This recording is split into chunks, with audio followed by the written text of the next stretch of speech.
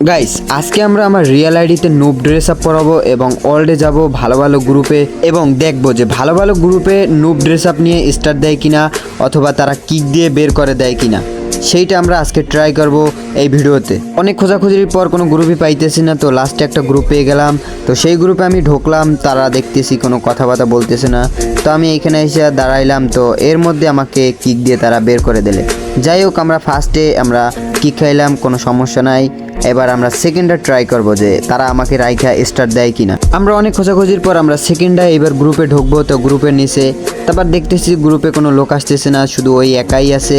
যাই হোক, কোনো কথাও বলতেছে না, কিছু বলতেও আসে না, হয়তো আমার আইডি চেক দিতে আসে। অনেকক্ষণ পর সে লল দিল, দেখি সে আমাকে নিয়ে স্টার্ট দেয় কিনা বা অথবা কিক দেয় কিনা। কোনো কিক দিতেছে না, হয়তো আমাকে নিয়ে স্টার্ট দেবে। আর স্টার্ট দেওয়ার কথা বলতে না বলতে আমাকে কিক দিয়ে বের করে দেয়।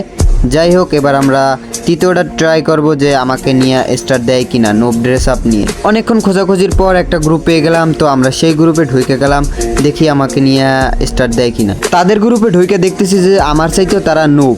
তো এই কথা বলতে না বলতে তারাও আমাকে কিক দেয়। ভাই এইটা কোনো কথা ভাই? আসলে এখন বটলা ড্রেস আপের কোনো মূল্যই নাই এবং বড় বড় বিভাস প্লেয়ারদের তো কোনো পাত্তাই দেয় না, আর সোজা কথাই সে আইডি চেকও দেয় না।